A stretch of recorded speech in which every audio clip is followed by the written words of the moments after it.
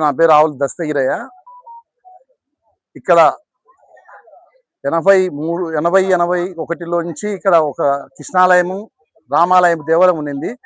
అది చింతకుంట వెంకట్రామయ్య అనే ఒక యాదవుల ఆయన ఈ 65 సెంట్లు అంటే దావలతో సహా వదలడం జరిగింది. ఇక్కడంతా చుట్టుపక్కల ప్లాట్లు కొంటూ ఈ దేవాలయం కొద్ది కాలంగా నిరుపయోగంగా ఉండిపోయింది. ఇప్పుడు కొంతమంది మన ఇక్కడ విజయానంద్ సార్ గారు ఇక్కడ ఇల్లు ఉంది.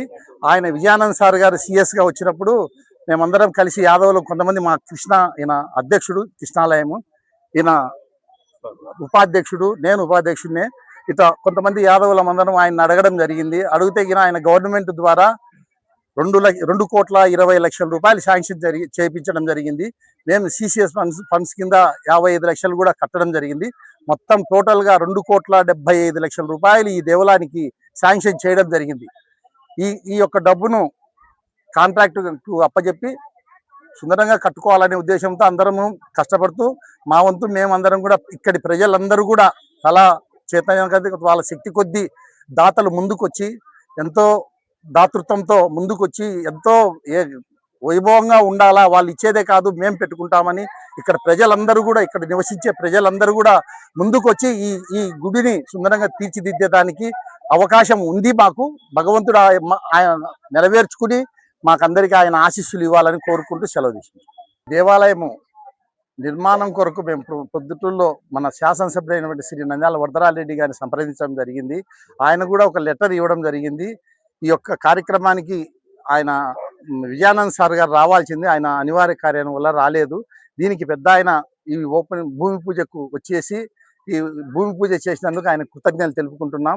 గుడికి నన్ను మా మామ విజయానంద్ సార్ వాళ్ళ ఆయన వచ్చి ఈ గుడి కట్టాలపోయి అంటే కడదాంలే మామ అన్నాం.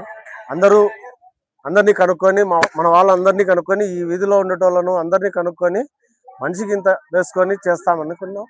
అది అయింది. దానికి విజయానంద్ గారు బాగా సహకరించారు. సిజిఎఫ్ ద్వారా మేము డబ్బులు కట్టినందుకు ఏదో ఆయన కృషి వల్ల ఈ దేవాలయం బాగా కట్టాలని మేము అంతా స్ఫూర్తిగా కష్టపడుతున్నాం. ఈ రోజు చాలా మహత్తరమైన రోజు. గతంలో ఇక్కడ దేవాలయం అనేది రామ, లక్ష్మణ, కృష్ణుడు విగ్రహాలు ఉండేటివి. కొద్ది కాలంగా ఈ గుడి అనేది కొద్ది ప్రాబ్లమ్స్ వల్ల మూతపడింది. దాన్ని మళ్ళీ జీవనోద్ధరణ కోసం ఇక్కడ మన విజయానంద్ సార్ గారంటే వాళ్ళ ఫాదర్ ఇక్కడ నరసింహులు సారు ఈ గుడి కట్టాలని సంకల్పంతో, గతంలో కూడా పెద్దలందరూ కూడా సంకల్పంతో కట్టాలని అనుకున్నారు. కాకపోతే ఏంటంటే అది కాలేకపోయింది. ఈ రోజుకి ఈ నరసింహులు సార్ వాళ్ళ కొడుకు విజయానంద్ సార్ ద్వారా మాకు ఈ గుడి అవకాశం, తర్వాత ఇక్కడ ఉండేటువంటి చుట్టుపక్కల ఉండేటువంటి భక్తాదులందరూ కూడా సహాయ సహకారాలు అందించినారు. గవర్నమెంట్ ద్వారా మాకు 2,20,00,000 రావడం జరిగింది. 55 లక్షల రూపాయలు సిజిఎఫ్ ద్వారా మేము వసూలు చేసి కట్టినాము.